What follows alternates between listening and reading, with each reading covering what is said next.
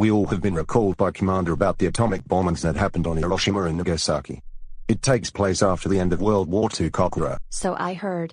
On 6 and August 9, 1945, the United States detonated 2 atomic bombs over the Japanese cities of Hiroshima and Nagasaki. The bombings killed between 150,000 and 246,000 people, most of whom were civilians, and remain the only use of nuclear weapons in an armed conflict. Japan surrendered to the Allies on 15 August, 6 days after the bombing of Nagasaki and the Soviet Union's declaration of war against Japan and invasion of Japanese-occupied Manchuria.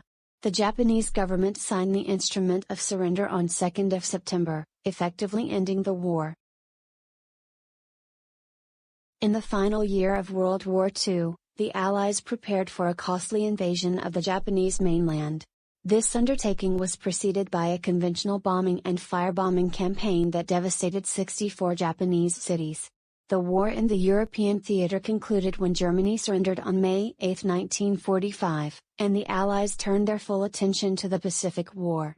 By July 1945, the Allies' Manhattan Project had produced 2 types of atomic bombs, Little Boy, an enriched uranium gun-type fission weapon, and Fat Man, a plutonium implosion-type nuclear weapon. The 509th Composite Group of the United States Army Air Forces was trained and equipped with the specialized silver-plate version of the Boeing B-29 Superfortress, and deployed to Tinian in the Mariana Islands. The Allies called for the unconditional surrender of the Imperial Japanese Armed Forces in the Potsdam Declaration on July 26, 1945, the alternative being prompt and utter destruction. The Japanese government ignored the ultimatum. The consent of the United Kingdom was obtained for the bombing, as was required by the Quebec Agreement, and orders were issued on 25 July by General Thomas Handy, the acting Chief of Staff of the United States Army, for atomic bombs to be used against Hiroshima, Kokoro, Niigata, and Nagasaki. These targets were chosen because they were large urban areas that also held militarily significant facilities. On 6 August, a little boy was dropped on Hiroshima. For months afterward, many people continued to die from the effects of burns, radiation sickness, and other injuries, compounded by illness and malnutrition.